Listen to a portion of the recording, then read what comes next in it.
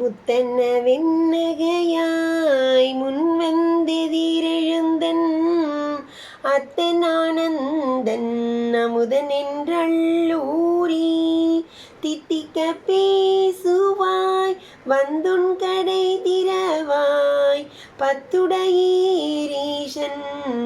பழடீர் பாங்குடையீர் புத்தடியும் புன்மைதி தாட்கொண்டால் பொல்லாதோ எத்தோ நின் அன்புடைமை எல்லோம் அறியோமோ சித்தம் அழகியார் பாடாரோடம் சிவனை இத்தனையும் வேண்டும் எமக்கேலோரெம்பாவாய். முத்து போன்ற வெள்ளை பற்களை உடையவளே, எல்லாருக்கும் முன்னே வந்து எதிரில் எழுந்து நின்று என் தந்தை ஆனந்தன் அமிர்தஸ்வரூபி என்று வாயால் சொல்லி வாயூர இனிய பேச்சு பேசுவாய். அத்தகைய நீ இன்னும் உறங்கிக் கொண்டிருக்கிறாய். எழுந்து வந்து உன் வீட்டு வாயிலின் கதவை திறப்பாயாக.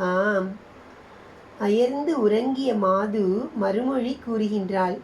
நீங்கள் பக்தி நிறைந்தவர்கள், ஈசனுக்கு நெடிது அடிமை பூண்டவர்கள், ஒழுங்குபாடு மிக உடையவர்கள்.